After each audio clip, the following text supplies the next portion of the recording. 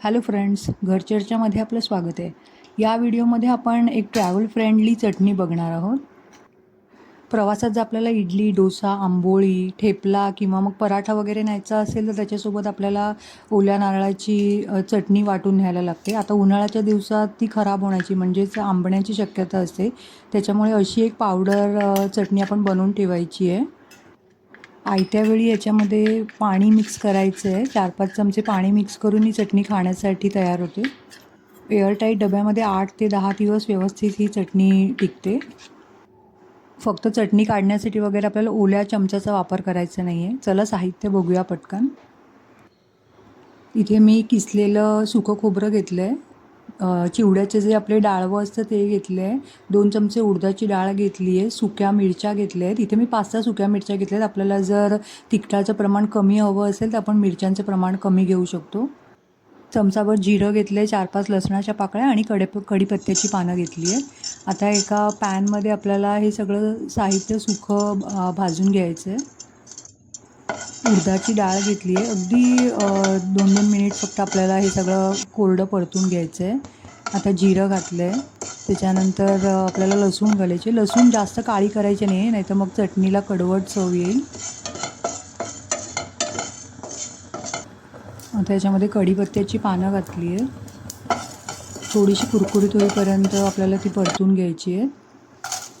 सुक्या मिरच्या घातल्या आहेत. आपल्याला जर सुक्या मिरच्या वापरायच्या नसतील तर चटणी वाटताना आपण लाल तिखटसुद्धा याच्यामध्ये ॲड करू शकतो.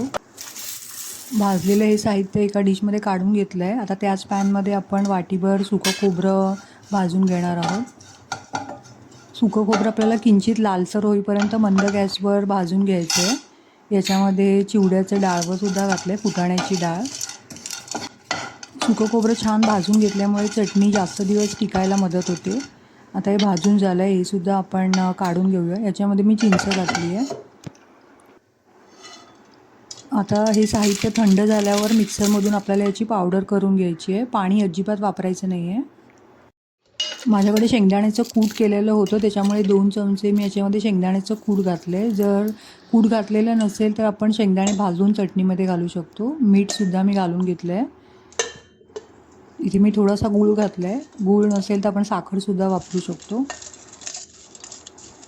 आता हे सगळं व्यवस्थित बारीक वाटून घ्यायचं आहे. प्रवासात नेण्यासाठी सुक्या नारळाची लाल चटणी बनवून तयार झाली आहे. मिक्सरमध्ये वाटताना थोडी चटणी गरम होते, त्याच्यामुळे पूर्णपणे थंड झाल्यानंतरच ती एअरटाईट डब्यामध्ये भरून ठेवायची आहे. जेव्हा खायची असेल तेव्हा पाहिजे तेवढी चटणी काढून घ्यायची आहे आणि त्याच्यामध्ये 4-5 चमचे म्हणजे आवश्यकतेनुसार पाणी घालून चटणी तयार करून घ्यायची आहे. ट्रेनमध्ये किंवा प्रवासात वगैरे न्यायला ही चटणी खूप बरी पडते.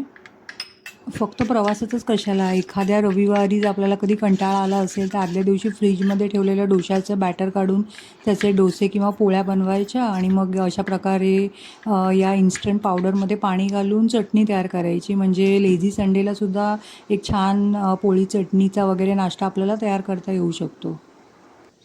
व्हिडिओ आवडला असेल तर लाईक करा, शेअर करा आणि घर चर्चा चॅनलला नक्की सबस्क्राईब करा. थँक्यू.